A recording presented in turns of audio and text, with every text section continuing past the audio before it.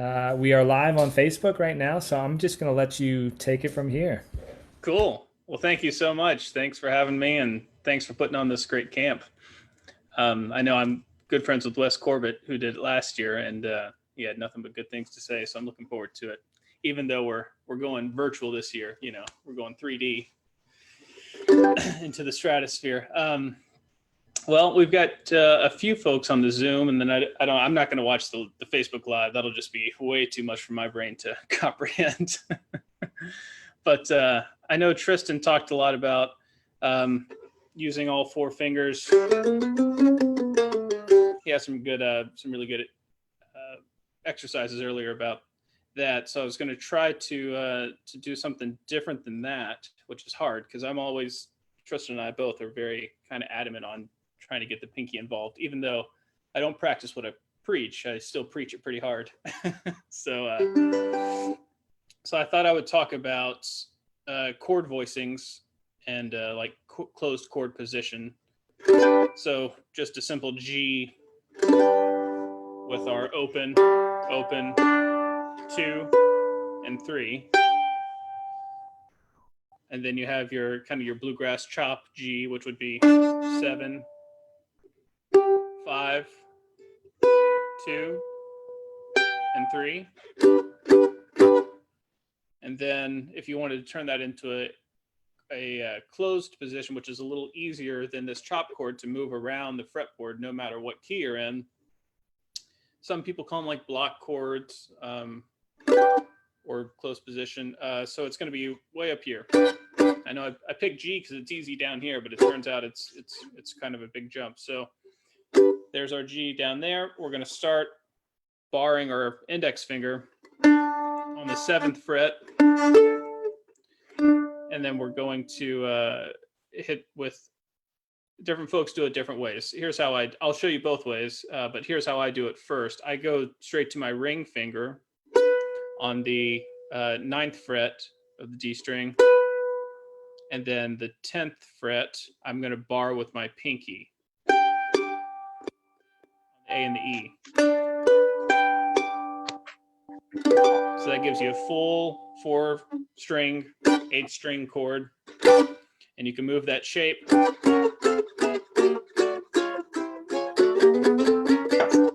anywhere around. Come on in, puppy.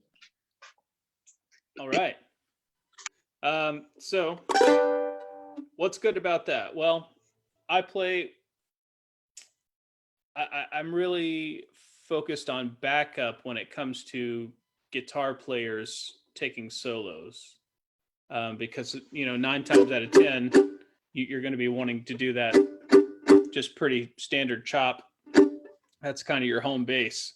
But when a guitar player starts playing, that's there's just always such a big hole rhythmically that's left, and there's a whole bunch of things to do, a whole bunch of options to try to fill that space in a musical matter.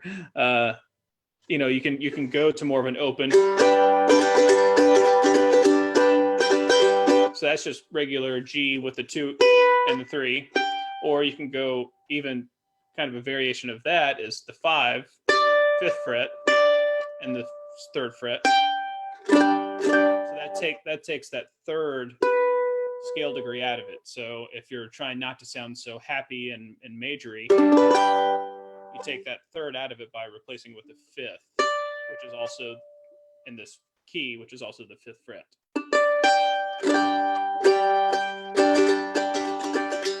So that has a nice drone. All I'm doing there to kind of mark the time is I'm sliding my ring finger into that 5th fret.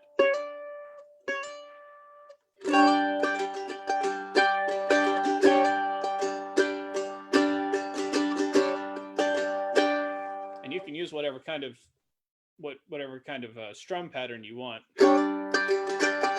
when you're trying to open things up. You'll just kind of have to find what's too much and what's not enough for the particular situation. But so that's one option, is to play it down there. But I also like, usually when a guitar guitarist is playing, their register is lower than yours. Kind of the bottom line. They can get into the same register and just as high as you can, but they're always going to be lower. So it's a nice texture to bring things up the neck on the mandolin and get out of their way and make even more of a contrast. So if I just play this, that's good, but we're gonna overlap a little bit in our octave and or just in our voicings. And so if I come up here now, instead of focusing on kind of those notes, we're focused on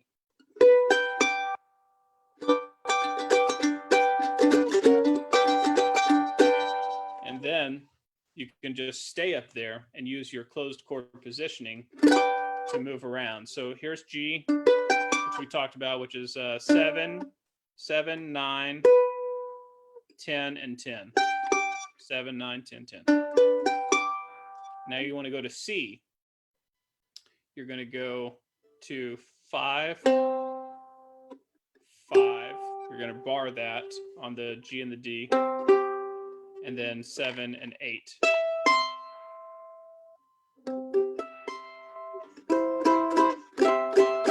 So work on that transition from, it's just like going back to when you were learning chords down here, or if you're still learning chords down here, it's all just about the muscle memory to get back and forth to those chords, to be able to jump to any chord at any time, just based off muscle memory. There's no skipping that part of it. That's just trial and error and repetition. So same thing applies up here. Going from G to C.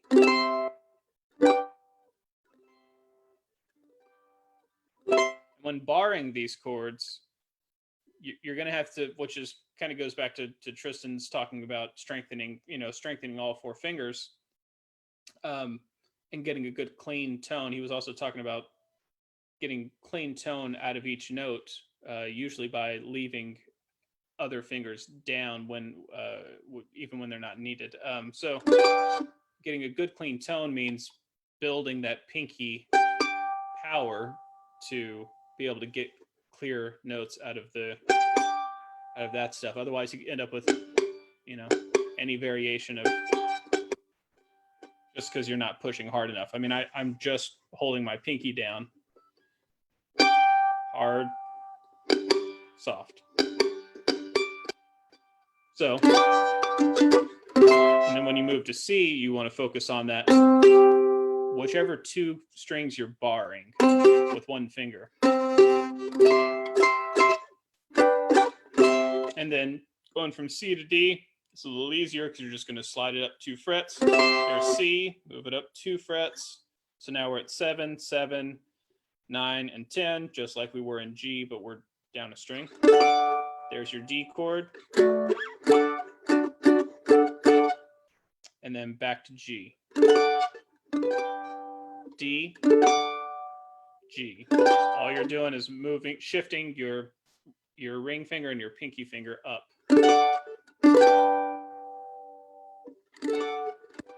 So, if I were playing behind a guitar player, and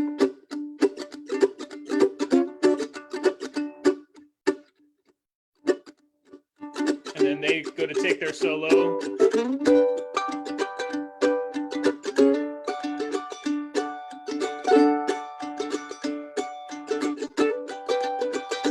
I'm adding a few little ornaments in it, which will just come to you kind of as you become more familiar with the voicing and also with the transitioning between chords. So I did something like, just literally sliding into it, all full hand, a full hand slide, full court press, and then, for same thing with that D. Now here, when I'm going from D back to G, I might do a hammer on. Here I'm on D, and then that one you'll have to work up to that one. That takes a little more pinky power than than you're given at the beginning. So what I've done there is I've created a sus chord, which is actually a D sus, but we're about to hammer on. So I'll give you the letters where it's, or the numbers where it's 7, 7, 10, and 10. So we're barring both sets here. And then I'm going to hammer on with my ring finger on the D string to 7, and then hammer on to 9.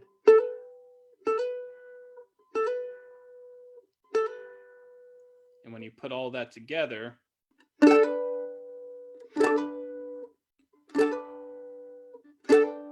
I'm trying to really focus on hammering that on, so that's coming out more in the chord than it normally would if we were just playing within the context of a tune. Now, what's great about this close position structure of chords is that 9 times out of 10, whatever little lick or ornament or kind of tweak that you make to one chord, 9 times out of 10, you can apply that to any other chord. I could sit here and go through my G, my C, and my D and add that little hammer-on ornament.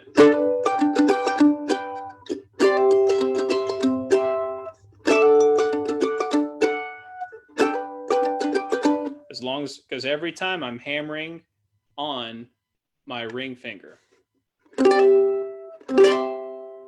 And then if I can just move it up, same shape, and then jump back down the string.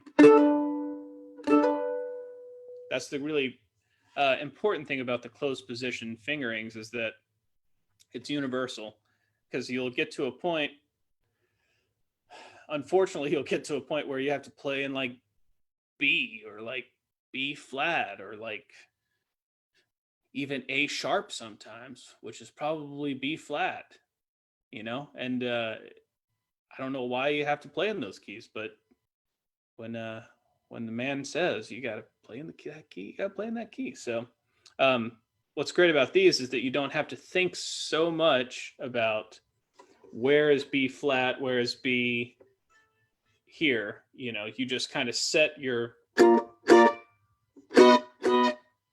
starting point, and as long as you know those transitions muscle memory wise, it doesn't matter what key you're in.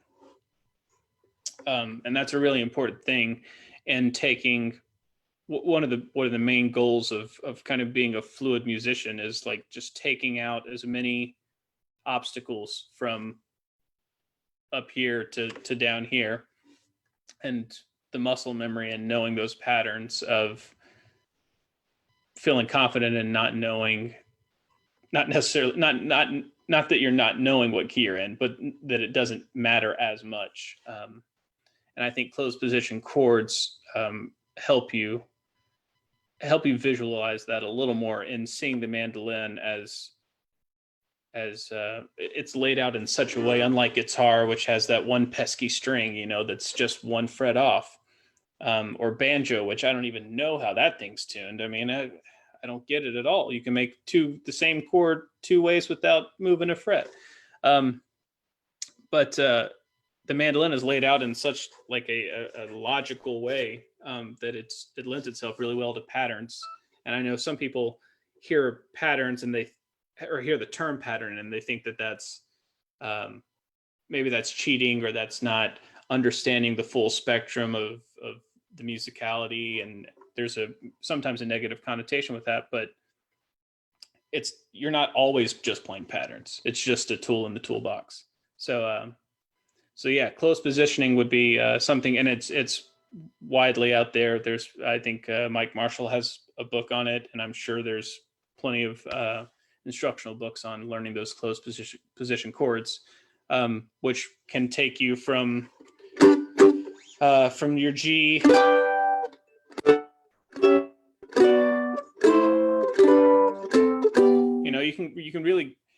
you can really gateway into chordal melody that way as well, because once you see this chord, that's the chord we've been working on. Well, you can break that into to triads.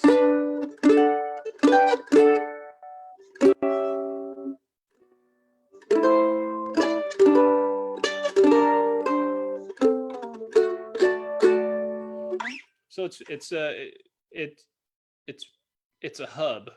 Closed captioning, closed position fingerings are like a hub that just branch out to a bunch of different technique things that you can work on.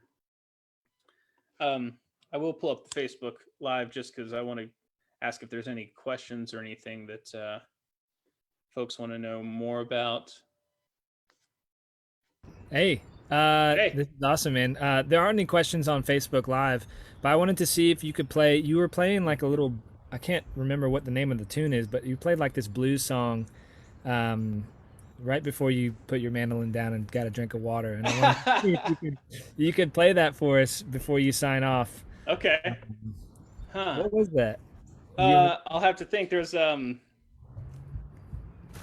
was Kitchen Gals. I think I played. Let me think. Let me go back Like and Monroe Blues. I can't remember. Yeah.